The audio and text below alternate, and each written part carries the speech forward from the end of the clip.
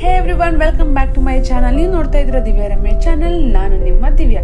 So I am so excited because ನಾವು ಹೋಗ್ತಾ ಇದ್ದೀವಿ ಗೋವಾ ಕಡೆಗೆ. It's not plan trip guys. Actually ನಾವು ತುಂಬ ಟ್ರಿಪ್ ಮಾಡ್ತಾನೆ ಇದ್ದೀವಿ. ತಮಿಳ್ನಾಡು, ಆಂಧ್ರ ಪ್ರದೇಶ್, ತೆಲಂಗಾಣ, ಫೈನಲಿ ಊರ ಕಡೆ ಬಂದು ಇವಾಗ ಗೋವಾ ಟ್ರಿಪ್ಪನ್ನು ಮಾಡೋಣ ಅಂತ ಅಂದ್ಕೊಂಡಿದ್ವಿ. ಇಷ್ಟು ಹತ್ರ ಬಂದು ಗೋವಾ ಹೋಗಿದ್ರೆ ಹೇಗೆ? ಸಾಕಷ್ಟು ಟ್ರಿಪ್ ಮಾಡಿ ನಾವು ಟಯರ್ಡ್ ಆಗಿದ್ದೀವಿ. ಇಟ್ಸ್ ರಿಲ್ಯಾಕ್ಸಿಂಗ್ ಟ್ರಿಪ್ ಅಥವಾ ರಿಲ್ಯಾಕ್ಸಿಂಗ್ ಬ್ಲಾಗ್ ಅಂತ ಅಂದ್ಕೊಳ್ಳಿ. ಜಾಸ್ತಿ ನಾವೇನು ಮಾಡಲ್ಲ, ಚಿಲ್ ಮಾಡ್ತೀವಿ, ಟೆಂಪಲ್ ವಿಸಿಟ್ ಮಾಡ್ತೀವಿ ಆ್ಯಂಡ್ 1-2-3 ಡೇಸು ಸ್ಟೇ ಮಾಡಿ ಆರಾಮಾಗಿ ಬೀಚ್ ಹತ್ರ ಎಂಜಾಯ್ ಮಾಡೋಣ ಅಂತಿದ್ದೀವಿ. ಸೊ ನಮ್ಮ ಜೊತೆಗೆ ನೀವು ಕೂಡ ಜಾಯ್ನ್ ಆಗಿ. ಸೊ ಇವಾಗ ನಾವು ಸ್ಟೇ ಮಾಡ್ತಾ ಇರುವಂಥ ಹೋಟೆಲ್ ಯಾವುದು ಕೂಡ ಜಾಸ್ತಿ ಪ್ಲಾನಿಂಗ್ ಮಾಡ್ಕೊಂಡು ಬುಕ್ ಮಾಡಿಲ್ಲ. ಒಂದು ಸ್ಟೇ ಮಾಡೋಕ್ಕಂತ ನಾವು ಬಂದಿದ್ದೀವಿ. ಸೀ ಸಫೈರ್ ಹೋಟೆಲ್ ಅಂತ.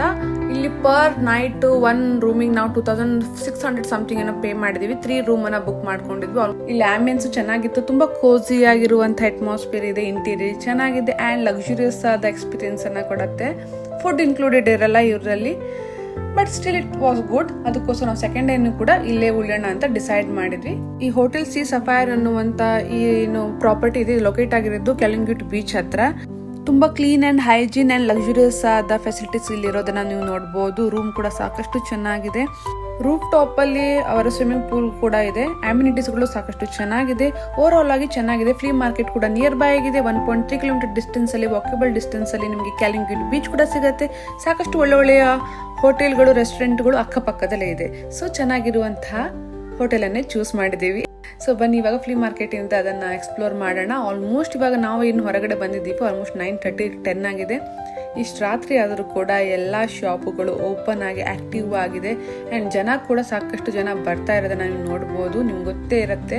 ಅದರಲ್ಲೂ ಕೂಡ ಭಾಗ ಕ್ಯಾಲಿಂಗ್ಯುಟ್, ಅಂಜುನಾ ಬೀಚ್ ಎಲ್ಲ ಜಾಸ್ತಿ ಕ್ರೌಡೆಡ್ ಆಗಿರೋದು. 1-3 ಗಂಟೆ ಆದರೂ ಕೂಡ ಜನ ಬರ್ತಾನೆ ಇರೋದನ್ನ ನೀವು ನೋಡ್ತೀವಿ. ಅಷ್ಟು ಟೂರಿಸ್ಟ್ಗಳು ಮಿಡ್ ನೈಟ್ ಆದರೂ ಕೂಡ ಬರ್ತಾ ಇರ್ತಾರೆ. ಇಲ್ಲಿ ಸಾಕಷ್ಟು ವಾಟರ್ ಆಕ್ಟಿವಿಟಿಗಳು ಅವರು ಆಫರ್ ಮಾಡೋದನ್ನ ನೋಡ್ಬೋದು.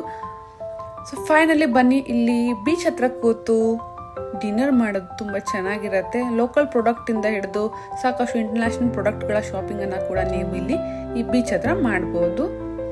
ಸೊ ಲೈಟಿಂಗ್ ತುಂಬ ವೆಲ್ಕಮಿಂಗ್ ಆಗಿದೆ. ಇದು ಫೇಮಸ್ ಆಗಿರುವಂತಹ Calangute beach. So let's go explore. Friends, finally we are at Calangute beach for dinner. ಇಲ್ಲಿರುವಂತಹ ಈ ರೆಸ್ಟೋರೆಂಟ್ಗಳು ಏನು ಬೀಚ್ ಸ್ಯಾಕ್ಸ್ ಇದೆ ಅವು ಸಾಕಷ್ಟು ವೈಬ್ರೆಂಟ್ ಆಗಿರುತ್ತೆ ನೈಟ್ ಟೈಮಲ್ಲಿ. ಮಧ್ಯಾಹ್ನ ಅಂದರೆ ಮಾರ್ನಿಂಗ್ ಟೈಮಲ್ಲೂ ಚೆನ್ನಾಗಿ ಕೂಡ ಇರುತ್ತೆ. ಬಟ್ ಕೆಲವೊಂದು ಈ ಬೀಚ್ ಸ್ಯಾಕ್ ಅಥವಾ ರೆಸ್ಟೋರೆಂಟ್ ಏನು ಕರಿತೀವಿ ಅದು ಓಪನ್ ಆಗೋದು ಸಂಜೆ ನಂತರ, ಅಂದರೆ ಮಧ್ಯಾಹ್ನದ ನಂತರ. ಸೊ ಇವಾಗ ಲೈವ್ ಮ್ಯೂಸಿಕ್ಕು ಮತ್ತು ಒಳ್ಳೊಳ್ಳೆ ಫುಡ್ಡನ್ನು ನೀವು ಎಂಜಾಯ್ ಮಾಡ್ಬೋದು. ಆ ವೇವ್ ಸೌಂಡ್ ಜೊತೆಗೆ ಚೆನ್ನಾಗಿರುತ್ತೆ ಊಟ ಮಾಡೋಕ್ಕೆ. 10 ಗಂಟೆವರೆಗೂ ಮ್ಯೂಸಿಕ್ ಎಲ್ಲ ಸ್ಟಾರ್ಟ್ ಇರುತ್ತೆ, ನೀವು ಎಂಜಾಯ್ನ ಮಾಡ್ಬೋದು. 10 ಗಂಟೆ ನಂತರ ಮ್ಯೂಸಿಕ್ ಆಫ್ ಆಗುತ್ತೆ. ಅಂದರೆ ಲೌಡಾಗಿ ಮ್ಯೂಸಿಕನ್ನು ಪ್ಲೇ ಮಾಡಲ್ಲ. ಒಂದು ವೇಳೆ ನೀವು ಔಟ್ಡೋರಲ್ಲಿ ಡಿನ್ನರನ್ನು ಮಾಡ್ತಾಯಿದ್ರೆ ಕೂತ್ಕೊಂಡಿದ್ರೆ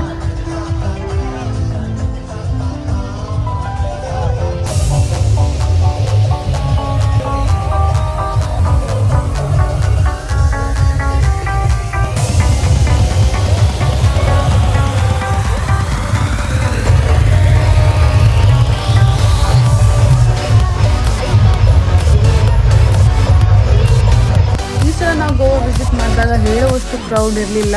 ಐ ಥಿಂಕ್ ಅವ್ರು ಇಂಡೋರ್ ರೆಸ್ಟೋರೆಂಟನ್ನು ಪ್ರಿಫರ್ ಮಾಡ್ತಾ ಇದ್ದಾರೆ ಇವಾಗ, ಜನ ಗೊತ್ತಿಲ್ಲ. ಬಟ್ ಔಟ್ಡೋರಲ್ಲಿ ಅಂದರೆ ಏನು ಇಲ್ಲಿ ಬೀಚ್ ಸ್ಟ್ಯಾಕ್ ಹತ್ರ ಏನು ಇರ್ತಾರೆ ಅದೇನು ಕ್ರೌಡ್ ಆಗಿಲ್ಲ. ನಮ್ಗೆ ಒಳ್ಳೆಯ ಸೀಟ್ ಸಿಕ್ತು ಆ್ಯಂಡ್ ಫುಡ್ ವಾಸ್ ಗುಡ್. ನಾವು ಸ್ಟಾರ್ಟರ್ಸಿಂದ ಸ್ಟಾರ್ಟ್ ಮಾಡಿ ಕೆಲವೊಂದಿಷ್ಟು ಬೆವರೇಜ್ಗಳನ್ನು ಟ್ರೈ ಮಾಡಿದ್ವಿ.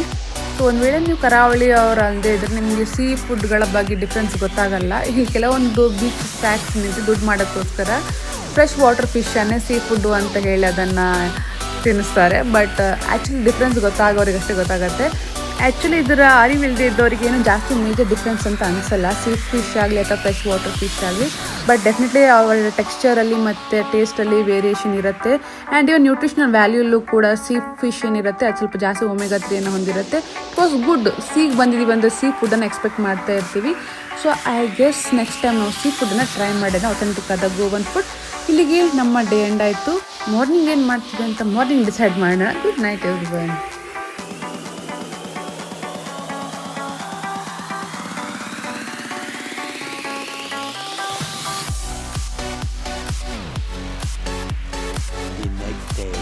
Good morning everyone. ಇದು ನೆಕ್ಸ್ಟ್ ಡೇ ವ್ಲಾಗ್ ಆಗಿರುತ್ತೆ, ಅಂದರೆ ಡೇ 2 ಆಫ್ ಗೋವಾ.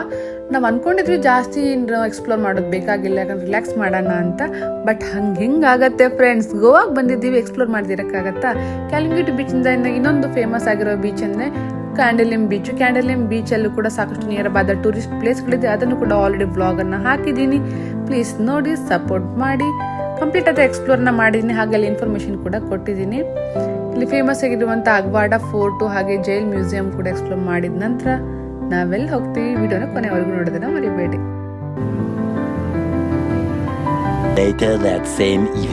ಅದೇ ಈವ್ನಿಂಗು ನಾವೇನು ಸ್ಟೇ ಮಾಡಿರುವಂತಹ ಹೋಟೆಲ್ ಇತ್ತು, ಅವ್ರು ನಮ್ಗೆ ಕೆಲವೊಂದು ಫ್ರೀ ಕೂಪನ್ ಅನ್ನು ಆಫರ್ ಮಾಡಿದ್ರು. ಅದಕ್ಕೋಸ್ಕರ ನಾವು ನೈಟ್ ಕ್ಲಬ್ಗೆ ಅಂತ ಹೋಗ್ತಾ ಇದೀವಿ. ಇವಾಗ ಬಿಲಿನಿಯರ್ಸ್ ಕ್ಲಬ್ ಅಂತ ವೀಕೆಂಡ್ ಆಗಿರೋದ್ರಿಂದ ನೈಟ್ ಪಾರ್ಟಿನ ಕೂಡ ಎಂಜಾಯ್ ಮಾಡೋಣ ಅಂತ ಹೊರಟಿದ್ದೀವಿ.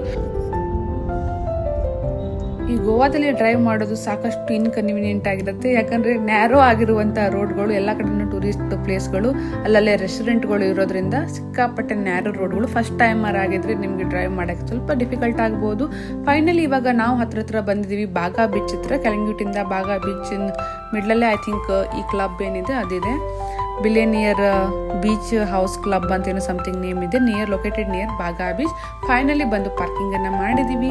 ಈ ಪ್ರಾಪರ್ಟಿ ಬಂದು ರೆಸಾರ್ಟ್ ಇಂದ ಹಾದು ಹೋಗುತ್ತೆ. ಸೊ ಬ್ಯಾಕ್ ಸೈಡ್ ಇದೆ ಅನ್ಕೊಂತೀನಿ billionaire club. It was one of the vibrant atmosphere. Luxurious ಆದ ಬ್ರೀಚ್ ಫ್ರಂಟ್ ಸಿಟ್ಟಿಂಗ್ ಏರಿಯಾ ಕೂಡ ಹೊಂದಿದೆ. ಆ್ಯಂಡ್ ನೈಟ್ ಲೈಫ್ ಅಂದರೆ ಡೆಫಿನೆಟ್ಲಿ ಒಂದು ಒಳ್ಳೆಯ ನೈಟ್ ಎಂಟರ್ಟೈನ್ಮೆಂಟ್, ಮ್ಯೂಸಿಕ್ ಎಲ್ಲ ಇರುತ್ತೆ. Mix of Bollywood, some DJ performance also will be there.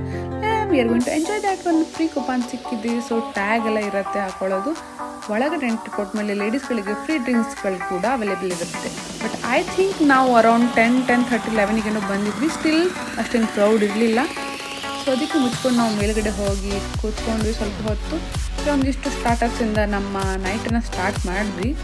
By the time 11:30 crowd ಬರೋಕ್ಕೆ start ಆಯಿತು.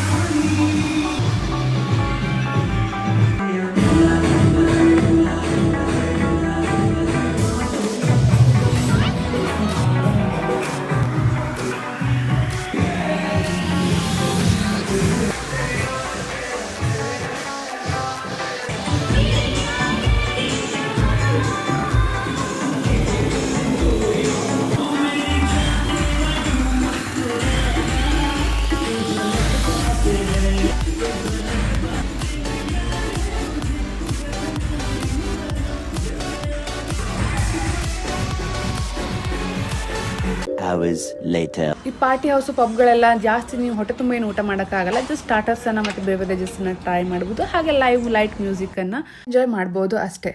ಬಟ್ ನಮ್ಮ ಇಂಡಿಯನ್ಸ್ಗೆ ಕರೆಕ್ಟಾಗಿ ಊಟ ಮಾಡಿಲ್ಲ ಅಂದ್ರೆ ರಾತ್ರಿ ನಿದ್ರೆ ಬರಲ್ಲ. ಸೊ ಅದಕ್ಕೋಸ್ಕರ ಊಟ ಮಾಡಿ ನೆಕ್ಸ್ಟ್ ನಮ್ಮ ಡೇನ ಸ್ಟಾರ್ಟ್ ಮಾಡೋಣ.